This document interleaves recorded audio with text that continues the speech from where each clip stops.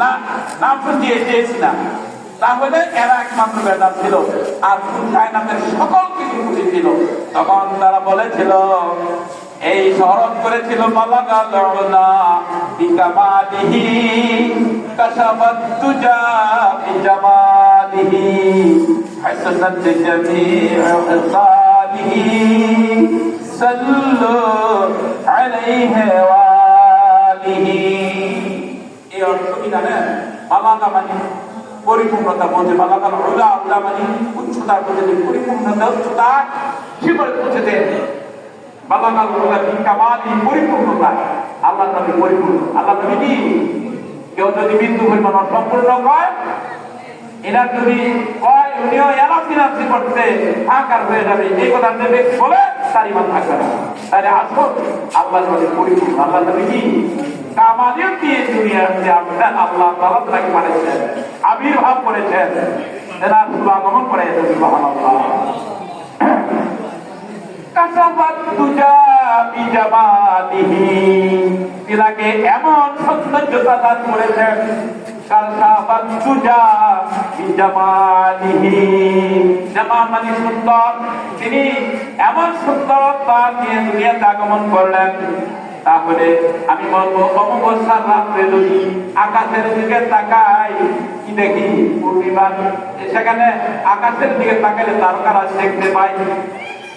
আর তাদের প্রথম থেকে 14 তারিখ পর্যন্ত যদি তাকাই বা 15 তারিখ পর্যন্ত তাকাই, এমন সাতটা পরিপূর্ণতা হয়ে যায়, আলোকিত হয়ে যায় সারা পৃথিবী তাদের আলোতে, তাই না? তাহলে আর অমাবস্যার দিনে রাত্রিতে যদি ওই ছোট জোনাকি পোকা যদি পিট করে চলে, তাহলে আমরা কিছু আলো অনুভব করতে পারি। আল্লাহ নবী মুহাম্মদ সাল্লাল্লাহু আলাইহি ওয়াসাল্লাম তিনি যখন দুনিয়াতে আগমন করলেন, সারা পৃথিবীটা আলোকিত হয়ে গেল। যে আলো আবিষ্কার হলো, এই যে ইলেকট্রনিক বাতি আবিষ্কার হয়েছে, একমাত্র আপনার আমার নবীর কুল কায়নাতের নবীর একমাত্র উসিলা। সুবহানাল্লাহ। তেনাকে এমন সেই কাশাফাত তুজা বিজামালিহি, দুনিয়ার যত চাকচিক্য সৌন্দর্য আছে সকল কিছু সৌন্দর্যের সাথে তেনাকে আল্লাহ তাআলা এমন সৌন্দর্যতা দান করেছেন, আর পৃথিবীর কোন বিন্দু পরিমাণ কিছু জরুরত হবে না। সুবহানাল্লাহ। হাসানাত জামিউ খিসালিহি সাল্লু আলাইহি ওয়া আলিহি।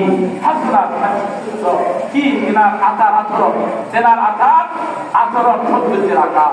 যেই আলোচনা যার কথা শুনলে পৃথিবীর আর কোনো কিছু কি থাকে না, দুঃখ বেদনা বিন্দু পরিমাণ বলতে কিছুই থাকে না। তেনার আচরণ এমন সুন্দর এবং সুচারু, আনন্দিত মুখরিত করে আপনার আমার বলিকে, আপনার আমার ইমানকে কি করে ওই ঠান্ডা করে দেন। সুবহানাল্লাহ।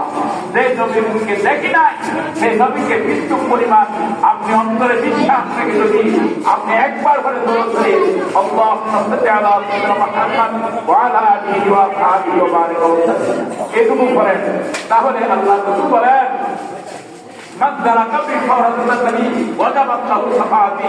এই ব্যক্তি আমি রাসূলের একবার দরুদ পাঠ করলো আর রাসূলের রওজার দিকে তাকাইয়া বলল, রাসূল বলেন ফাসাবিয়াল ফাবিয়াল সুবহানাল্লাহ। ওয়া মান সাল্লা ফায়াত ফাসলিকাতুহু, এই ব্যক্তি আমার দূরবর্তী স্থানে দরুদ শরীফ পড়ে সেগুলি আমি রাসূলের রওজায় ফেরেশতার মাধ্যমে পাঠানো হয়। সুবহানাল্লাহ।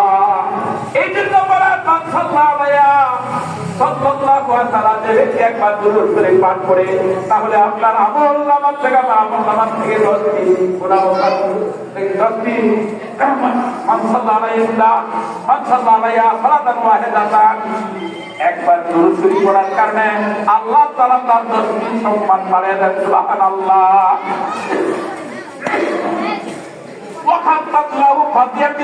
আমল নামা থেকে 10টি গুনাহ কর্তন করে দেন, আমল নামায় গুনাহগুলি থাকে না। তাহলে 10টি সম্মান, অর্থাৎ 10 বার দরুদ পড়েন, আপনার আমার জন্য আল্লাহ তাআলার পক্ষ থেকে 10টি গুনাহ মোচন করে দেন।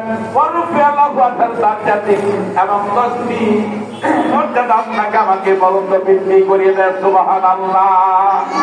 ওয়া আল-বারিদিল খাত্তাবির রাদিয়াল্লাহু তাআলা قال رسول الله صلى الله عليه وسلم ان الدعاء مأمور بين السماء والارض حتى تصلي على نبيك او قال عليه الصلاه والسلام আল্লাহ রাসূল বলেন দোয়া আসমান এবং জমিনের মধ্যে দূরত্ব অবস্থায় থাকে যতক্ষণ পর্যন্ত নবীর ইশক মহব্বত না যাবে আর দুরূদ শরীফ না পাঠ করিবে ততক্ষণ পর্যন্ত আপনার আমার দোয়া আল্লাহর দরবারে কবুল হবে না। তাহলে কবুল হওয়ার জন্য আপনাকে আমাকে আল্লাহর রাসূলের প্রতি মহব্বত করতে হবে। এই জন্য আমি হাদিসটা পড়েছিলাম, এই হাদিসের মধ্যে 4টি গুণে গুণান্বিত হতে হবে। 1 নম্বর হলো জামাল, 2 নম্বর হলো কামাল, 3 নম্বর হলো ইহসান, আর 4 নম্বর হলো কারামাত। তাইলে জামাল মানে সৌন্দর্য, তিনি আলো, তিনি আল্লাহর নূর। এই জন্য আল্লাহ তাআলা বলেছেন আনজাআকুম মিনাল্লাহি নূরুম ওয়া কিতাবুম মুবিন। আমি তোমাদের মাঝে সুস্পষ্ট একজন যে আলো, একটা আলো পালন করেছি মানে আমি তিনি কে একমাত্র মুহাম্মদ সাল্লাল্লাহু আলাইহি ওয়াসাল্লাম। তিনি হলেন জামাল। তিনি এরপরে কামাল, কামাল মানে পরিপূর্ণ, তিনি পরিপূর্ণ এমন তিনার অসংখ্য বলতে কিছু নেই। তিনি যখন দুনিয়াতে শিশু অবস্থায় আসলেন তখন তিনি নূরের উপর পেয়েছিলেন এবং নূরের রাসালাতের বাগী হয়েছিলেন। যত নবী রাসূল 1,24,000 কওমের 2,24,000 নবী পয়গম্বর রাসূল যারা দুনিয়াতে আগমন করেছিলেন তারাও এই রকম প্রার্থনা করেছিল।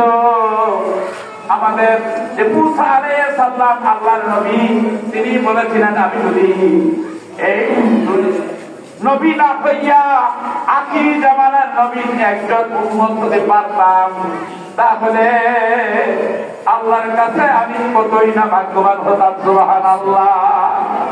নবী হইয়া তিনি আখির জামানার নবীর উম্মত হওয়ার জন্য আল্লাহর কাছে ফরিয়াদ করলেন। দেখা গেল আদম নবী হইতে শুরু করিয়া ঈসা রূহুল্লাহ পর্যন্ত একপর একটা কলমা হয়েছিল লা ইলাহা ইল্লাল্লাহু আদামু সাবিয়ুল্লাহ। আদম নবী কলমা গেছে, তাই না? এমনি সব নবী নামের উপরে কি ছিল? একটা কলমা ছিল। এই কলমা অধিকারী হইয়া প্রভু আল্লাহর কাছে প্রার্থনা করলেন আমাদের কোন আমলের কোন ব্যবস্থাপনা বা পরিপূর্ণতার সহিত আল্লাহর কাছে গ্রহণযোগ্য বলতে আমরা দাবি করতে পারি না। একমাত্র তিনার উসিলায় যদি হয়, তিনি হচ্ছেন যে আজিমের মধ্যে একটা গাছ আছে, ওই গাছটার মধ্যে সেই প্রত্যেকটা শাখায় প্রশাখায় নাম লেখা আছে লা ইলাহা ইল্লাল্লাহু মুহাম্মাদুর রাসূলুল্লাহ সাল্লাল্লাহু আলাইহি ওয়াসাল্লাম।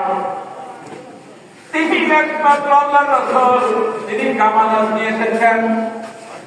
এই জন্য নবীর যত নবী রাসূল আল্লাহর কাছে ফরিয়াদ করলেন মুহাম্মদ সাল্লাল্লাহু আলাইহি ওয়াসাল্লামের উসিলা করেছেন। এনার ছাড়া আমাদের কোনো আর কোনো গতি নাই, আমাদের কোনো উপায় নাই, আমাদের কোনো ব্যবস্থাপনা নাই।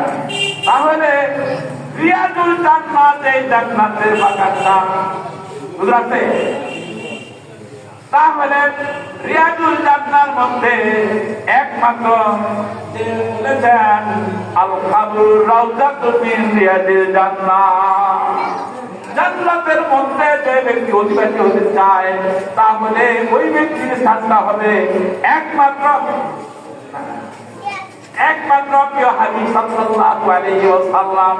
আমি ওই যে মসজিদে নববী মিম্বর থেকে দেখেছি এভাবে করলেন কাইমুল্লাহ ধরে ধরে ওইখান দিয়ে আমার যদি স্পেশাল দেখার ব্যবস্থা ছিল সেই সাতটার মধ্যে আমরা যখন করেছি যে সালাম তো সালাম জানাই আছে, আসসালাতু ওয়াসসালামু আলাইকা ইয়া রাসূলুল্লাহ, আসসালাতু ওয়াসসালামু আলাইকা ইয়া হাবিবাল্লাহ, আসসালাতু ওয়াসসালামু আলাইকা ইয়া শাফিআল নবী, আসসালাতু ওয়াসসালামু আলাইকা ইয়া রাহমাতাল লিল আলামিন। কুল কায়নাতের জন্য এই ব্যক্তির জন্য ভাগ্যবান যে ব্যক্তি আল্লাহর নবীর রওজা দিকে তাকাইয়া অনেকটা দূর মাথা থাকে, আর এই জায়গায় লক্ষ কোটি মধ্যে একটা, তাই না? এটা তো রাষ্ট্র বলতে না, ওই বিদ্যান্ত থাকতে আর সবাই